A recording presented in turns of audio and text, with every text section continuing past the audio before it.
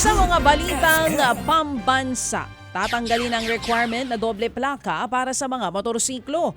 Sa ilalim ng isinusulong na Amended Motorcycle Crime Prevention Act, isang plaka na lamang ulit ang kakailanganin ng mga motor. Sa kasalukuyang batas kasi, kailangan ding lagyan ng malaking plaka ang harapan ng motorsiklo. Pero mula pa 2020, sinuspinde na ng Land Transportation Office o LTO ang pagpapatupad nito dahil nga sa kawalan ng supply ng mga plaka bunsod ng pandemya. Para matugunan na, napagkasunduan kahapon ng mga senador at maging kongresista sa BICAM Conference Committee na alisin na ang doble plakang requirement.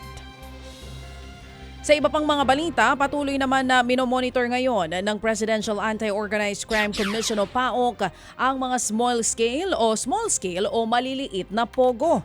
Ayon sa PAOK, may ilang foreign pogo workers ang hindi pa rin umaalis sa bansa kahit umiiral na ang pogo ban. Dahil ang ilan sa kanila, piniling magsimula na lamang ng illegal na operasyon ng pogo sa iba't ibang lugar sa bansa. Base sa monitoring ng PAOK, may ilan ng maliliit na pogo sa Metro Manila, maging sa Visayas at sa Mindanao. Nagtatago raw ang mga ito sa mga liblib na lugar katulad ng private resort at mga apartment. Nilinaw naman ng Department of Justice o DOJ na hindi makakaapekto ang peace rally ng Iglesia ni Cristo sa investigasyon na ginagawa po ng NBI laban kay Vice President Sara Duterte. Iniimbestigahan ng bise dahil sa pagbabanta niya noon sa buhay ng Pangulong Bongbong Marcos Jr., First Lady Liza Araneta Marcos at maging kay House Speaker Martin Romualdez. Ayon kay Justice Secretary Boying Remulla, iginagalang nila ang karapatan ng INC na magtipon at magpahayag ng suporta sa Vice-Presidente. Pero titiyakin daw nilang hindi ito maaapektuhan ng patas na investigasyon. Malapit na raw isumite ng NBI ang kanilang report sa investigasyong ito. Nangangamba naman ang mga eksperto sa negatibong epekto ng plano ng kumpanyang Meta na alisin na ang kanilang fact-checking sa Facebook.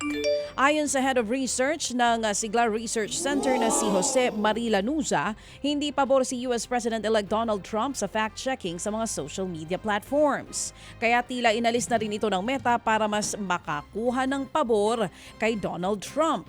Ang pangamba ni Lanuza, posibleng mas maging talamak ang fake news, lalo na dito sa bansa kapag wala na ang fact-checkers. Dahil iaasa na lamang sa community notes ang pagtukoy kung tama o mali ang impormasyon na nakapost online. Malabo naman daw na may gawin dito ang gobyerno ng Pilipinas, lalo't pabor sa mga politiko ang ganitong polisiya. Kung sa Pilipinas natin yan titignan, parang walang incentive ang gobyerno natin na makialam dito dahil ang mga pinakamakikinabang po sa influence operations online ay ang mga politiko din mismo. So doon po tayo mahihirapan at doon po natin kailangan mas palakasin yung civil society organizations natin para maging counterbalance dito. Yan nga po ang tinig ni Jose Marie Lanuza, ang Head of Research ng Sigla Research Center. Sinuspindi na muna ng COMELEC o ng Commission on Elections o COMELEC ang pag-iimprenta sa mga balota sa paparating po na 2025 midterm elections. Ayon sa COMELEC, pagsunod ito sa Temporary Restraining Order o TRO na inisyu ng Korte Suprema kaugnay ng 5 disqualified candidates January 6 nang simula ng pag-imprenta ng mga balota na nagkakahalaga ng 22 pesos kada isa.